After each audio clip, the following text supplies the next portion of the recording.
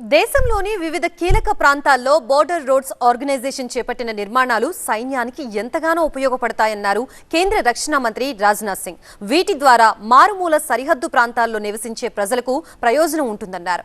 లడాఖ్లోని షోక్ tunnel ఒక engineering అద్భుతమని ప్రశంసించారు రాజ్నాథ్. దేశ సరిహద్దు అనుసంధానం, సైనిక సంసిద్ధతను బలోపేతం చేయడంలో బోర్డర్ రోడ్స్ ఆర్గనైజేషన్ కీలక పాత్ర పోషిస్తుందన్నారు కేంద్ర రక్షణ మంత్రి రాజ్నాథ్ సింగ్. లడఖ్లోని ష్యోక్ టన్నెల్ సహా బోర్డర్స్ రోడ్స్ ఆర్గనైజేషన్ నిర్మించిన వివిధ ప్రాజెక్టులను ఆయన ప్రారంభించారు.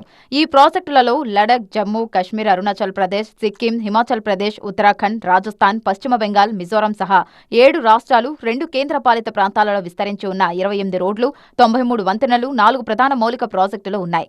ఎత్తైన ప్రదేశాలు, మంచుతో కప్పబడిన ప్రాంతాలు, ఎడారి, వరదలకు గురయ్యే ప్రాంతాలలో ప్రాజెక్టుల నిర్మాణానికి బోర్డర్ రోడ్స్ ఆర్గనైజేషన్ ఎంతో కృషి చేస్తోందని రాజ్నాథ్ తెలిపారు.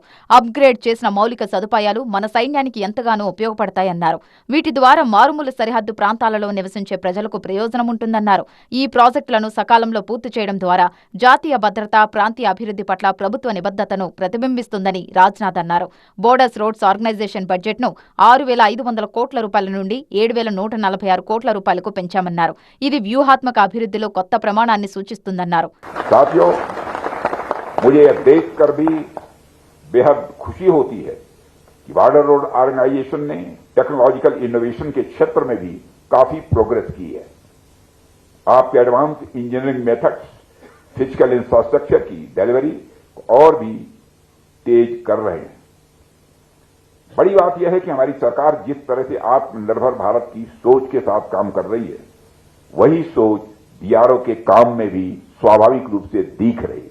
లడాఖ్లోని 920 మీటర్ల షోక్ టన్నెల్ ఈ నిర్మాణాల్లో మరింత ప్రత్యేకమైనదిగా చెప్పొచ్చు. కొండచర్యలు విరిగిపడటం, హిమపాతాలకు గురయ్యే ప్రాంతం నుంచి సజావుగా ప్రయాణించడానికి ఇది వీలు కల్పిస్తుంది. సైనిక పోస్టులకు అంతరాయం లేకుండా చేయడంలో కీలక పాత్ర పోషించనుంది. షోక్ టన్నెల్ ఒక ఇంజనీరింగ్ అద్భుతమని, ఈ ప్రాంతంలో కనెక్టివిటీని పెంచడంతో పాటు కఠినమైన పరిస్థితులు ఉండే చలికాలంలోనూ ఈ టన్నెల్ మెరుగైన సేవలను అందించనుందని అభివర్ణించారు.